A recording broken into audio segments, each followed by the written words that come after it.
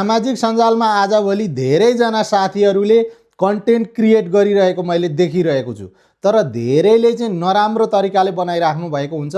भन्न खोजेको उहाँहरूलाई आइडिया नै छैन, म भाइरल हुन्छु भन्ने पनि छैन, मैले के गरिरहेको छु भन्ने कुराहरू पनि छैन। उहाँहरूले रमाइलोको लागि मात्रै कन्टेन्ट क्रिएसन गरिराख्नु भएको छ। तर सामाजिक सञ्जालमा मैले पोस्टाएका भिडियोहरूले के कसो असर गर्छ, मैले पोस्टाएका भिडियो सामग्रीहरूले भोलि पर्सि पैसा पो कमाउँछ कि हरेक कुरा पो हुन्छ कि भन्ने कुराहरू अनभिज्ञ भएर उहाँहरूले पोस्ट हालिराख्नु भएको हुन्छ। तर धेरैजना साथीहरूले भने सामाजिक सञ्जाललाई सदुपयोग गरेर राम्रो कामहरू गरिराख्नु भएको छ र नजानेका मान्छेहरूलाई सिकाउनु पर्छ भन्ने भाव लिएर म भने आइरहेको अवस्था छ। मैले भने सामाजिक सञ्जालबाट कसरी पैसा कमाउन सकिन्छ, कसरी अगाडि बढ्न सकिन्छ र हामी अगाडि एक अर्कालाई सहयोग गर्दै कसरी बढ्न सकिन्छ भनेर सिकाइरहेको अवस्था छ। हामी अगाडि बढ्नको लागि केही गर्नै पर्दैन, फलोवर किन्नै पर्दैन, अनेक कुराहरू गर्नै पर्दैन, छाडा बोल्नु पर्दैन, हरेक कुराहरू गर्नै पर्दैन। हामी एक अर्का मिलेर सपोर्ट गरागर गऱ्यौँ भने हामी सामाजिक सञ्जालमा मजाले अगाडि बढ्न सकिन्छ साथीहरू। त्यही भएर अनेक कुराहरू नसोचुस्, अनेक कुराहरू नगर्नुहोस्, मजाले अगाडि बढ्नको लागि एकले अर्कालाई साथ दिनुपर्छ। तपाईले पहिला उसलाई साथ दिनु न, अनि उसले त तपाईलाई लाज भएर पनि साथ दिन्छ क्या। त्यही भएर तपाईँ अगाडि पहिले बढ्नुहोस्, अनि मात्र तपाईँलाई फलो गर्नेको सङ्ख्या अगाडि बढ्नेछ। अहिले भने क्राइटेरिया 10,000 पुगेको हुनाले धेरैलाई सकस छ। तर साथीहरू तपाईहरू नआत्तिनुस्, नअत्तालिनुस्, मजाले 10,000 पुग्नेछ।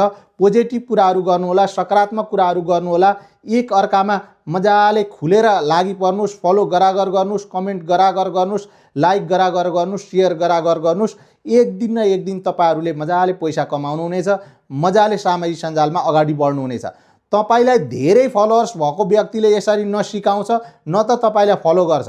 तर कोही सकारात्मक व्यक्तिहरूले मजाले फलो गर्नेछन्, मजाले सिकाउनेछन्। त्यही भएर सामाजिक सञ्जालमा अगाडि कसरी बढ्नु होला भनेर अल्मलिएर बसिराख्नु भएको छ भने आजैबाट तपाईले क्रिएसन गर्नुहोस्। नाच्न आउँछ भने मजाले नाच्नुहोस्, तर गीत सेलेक्सन चाहिँ फेसबुकबाटै गर्नु होला। टिकटकमा नाचेर फेसबुकमा चाहिँ कन्टेन्ट हाल्नुभयो भने हुँदैन। टिकटकमा नाचेर फेसबुकमै गीत चुज गरेर हाल्नु होला, त्यहीँबाट छानेर हाल्नु होला। नभए क्रिएट रिलबाट त्यहीँबाट मजाले रिल बनाएर गर्नु होला। तपाईसँग नाच्ने खुबी छ भने नाच्दा हुन्छ, तपाईसँग यसरी बोल्ने सिकाउने खुबी छ भने मजाले सिकाउनु होला। सामाजिक सञ्जाल भनेको यसो हो भनेर बुझाउनु होला, मजाले हुन्छ। तपाईलाई के आउँछ त्यही काम गर्नुहोस्, तर नकारात्मक बाटोतर्फ नजानु होला, सकारात्मक बाटोतर्फ जानुहोस्, एकले अर्कालाई सहयोग गर्नुहोस्। एक दिन न एक दिन सामाजिक सञ्जालमा मजाले अगाडि बढ्न सकिन्छ साथीहरू। तपाईहरूलाई मैले भन्दै आएको पनि यही हो।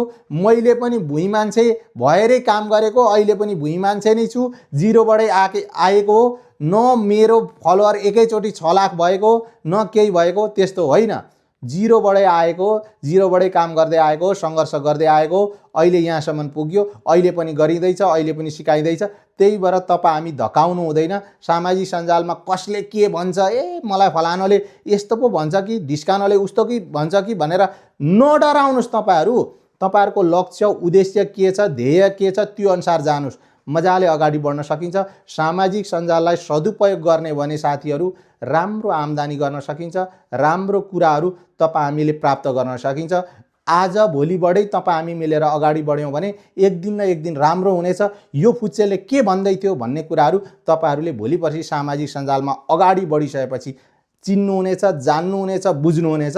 तपाईँहरूलाई अहिले यति नै भने सामाजिक सञ्जालमा यस्ता टिप्सहरू थाहा पाउनको लागि मलाई जहाँ जहाँ देख्नु भइरहेको छ त्यहीँ सब्सक्राइब गर्नुहोला, फलो गर्नुहोला, जोडिनु होला। नजानेका कुराहरू म्यासेजतिर पनि तपाईँहरूले सोच्न सक्नुहुनेछ।